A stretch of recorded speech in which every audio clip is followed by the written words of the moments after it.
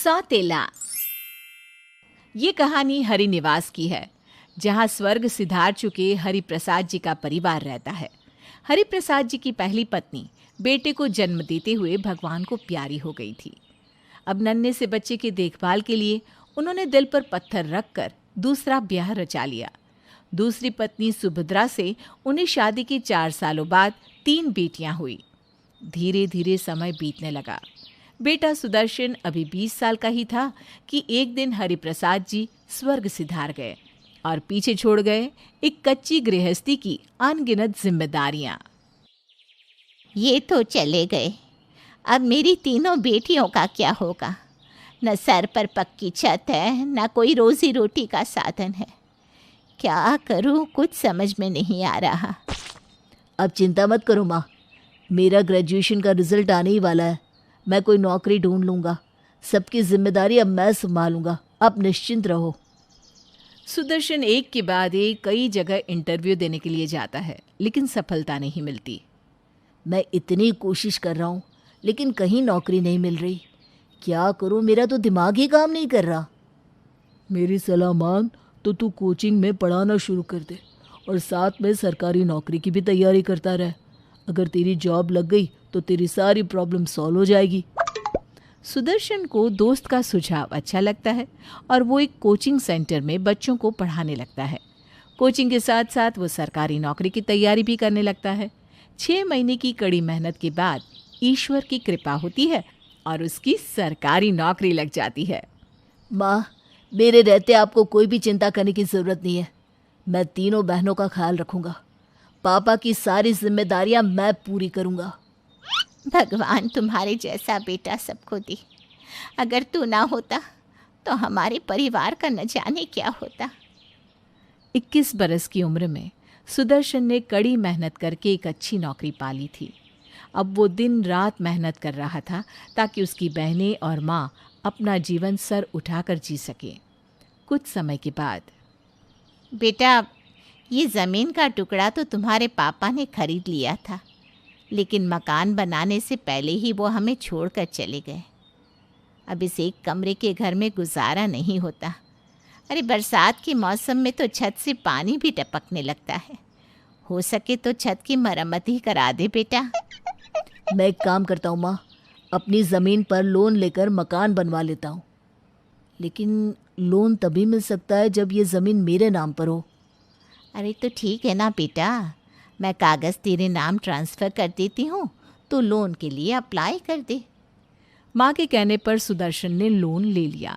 कुछ ही दिनों में 2 मंजिला सुंदर घर बनकर तैयार हो गया था।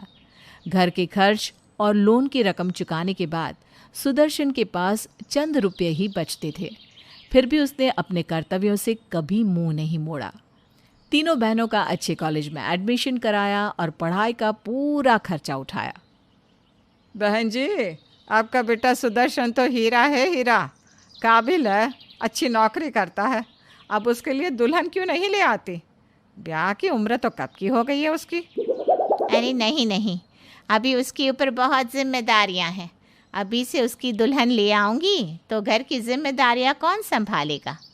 कल को बहू ने आकर बेटे को अलग कर दिया तो मेरी बच्चियों का क्या होगा? बहन जी बुरा न मानिएगा, लेकिन सुदर्शन की भी तो शादी की उम्र निकली जा रही है। आपकी 2 बेटियों की तो शादी हो ही गई है, तीसरी की भी हो जाएगी। अरे बेटा बड़ा है, कायदे से आपको पहले उसका सोचना चाहिए था। उसकी टक्कर की कोई मिले तब ना। अपने सुदर्शन के लिए कोई ऐसी वैसी लड़की थोड़ी ना लाऊंगी, मुंह मांगा दहेज लूंगी। सुदर्शन जैसे लड़के यूं ही थोड़ी ना मिलते हैं। माँ, आप ऐसी बातें क्यों करती हैं? मुझे कोई दहेज नहीं चाहिए और मैं आपको पहले भी कई बार बता चुका हूँ कि मैं विनीता को पसंद करता हूँ, उसी से शादी करूँगा। उसके बाप के पास देने के लिए फूटी कौड़ी भी नहीं है। मैं उसे अपनी बहू बनाकर नहीं लाने वाली। माँ की बात सुनकर सुदर्शन नाराज होकर वहाँ से चला जाता है। कुछ समय बाद सबसे छोटी बहन की शादी भी हो जाती है। सुदर्शन भी अब 32 साल का हो गया था। विनीता, माँ की हाँ का इंतज़ार करते करते तो 7 साल बीत गए। अब बस तुम हाँ कर दो, हम शादी कर लेते हैं। माँ के इनकार करने पर भी सुदर्शन विनीता से शादी कर लेता है और उसे दुल्हन बनाकर घर ले आता है। बस उसी दिन से माँ और तीनों बहनें सुदर्शन और विनीता के बिल्कुल खिलाफ हो जाती है और उसके साथ सौतेला व्यवहार करने लगती है। देखा माँ, इस 2 कौड़ी की विनीता के लिए भैया ने आपकी और हमारी नाक कटवा कर रख दी। पता नहीं इस छिपकली ने भैया पर क्या जादू कर दिया। 7 साल हो गए लेकिन भैया इसे नहीं भूले। अरे फंसाया है इस कलमुही ने। सरकारी नौकरी वाला लड़का मिल गया मुफ्त में, और क्या चाहिए। इस विनीता को तो मैंने तारे ना दिखा दिए तो कहना। कुछ दिनों में सुदर्शन ने इसे धक्के देकर बाहर ना किया तो मेरा नाम भी सुभद्रा नहीं। अब तो सुभद्रा ने जैसे कमर कस ली थी। वो बेटे सुदर्शन के सामने तो बहू विनीता से बहुत अच्छा व्यवहार करती, लेकिन बेटे के जाते ही उनके रंग ढंग बदल जाते। विनीता, माँ ने तुम्हें अपना लिया, मैं इस बात से बहुत खुश हूँ। मैं ना कहता था शादी के बाद माँ मान जाएंगी। तुम्हारी खुशी में ही मेरी खुशी है सुदर्शन। मैं जानती हूँ तुमने जीवन में कितना संघर्ष किया है, इसलिए तुम्हारी माँ की असलियत बताकर तुम्हें दुखी नहीं करना चाहती। कुछ दिन इसी तरह बीत जाते हैं। एक दिन सुभद्रा और आरती मिलकर एक षड्यंत्र रचते हैं और मौका पाकर छोटी ननद घर के कागज ले जाकर भाभी की अलमारी में रख देती है। थोड़ी देर बाद, बेटा आरती, मैंने मकान के कागज यहीं अलमारी में रखे थे, कहाँ चले गए। माँ, अभी थोड़ी देर पहले मैंने भाभी को आपके कमरे से निकलते हुए देखा था। क्या कहा? चुट्टी कहीं की। मुझे पता था ये भिखारियों के घर की लड़की ज़रूर कोई छोटी हरकत करेगी। अभी बताती हूँ इसको। माँ, ये कैसा शोर मचा रखा है, क्या बात है? ऐसा क्या कर दिया विनीता ने? तू बस मुझे इसकी अलमारी की तलाशी लेने दे, सारा दूध का दूध और पानी का पानी हो जाएगा। सुभद्रा तेजी से विनीता की अलमारी खोलती है और कपड़े उलट पलट कर देखने लगती है। ये देख बेटा, मकान के कागज ये चोरनी चुरा कर यहाँ लेकर आई है। वो तो आरती ने देख लिया, नहीं तो पता नहीं ये क्या करती। मैंने आज तक आपकी अलमारी को छुआ भी नहीं माँ जी। मैंने कोई चोरी नहीं की।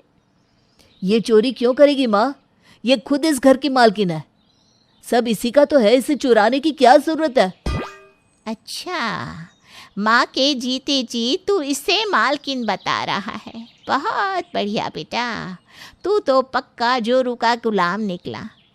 और कान खोल कर सुन ले, ये मकान मेरा और मेरी बेटियों का है। माँ बाप तो चले गए, इस मुसीबत को मेरे गले बांध गए। बेटे को बहू का साथ देता देख सुभद्रा आग बबूला हो जाती है और अपने कमरे में लौट आती है।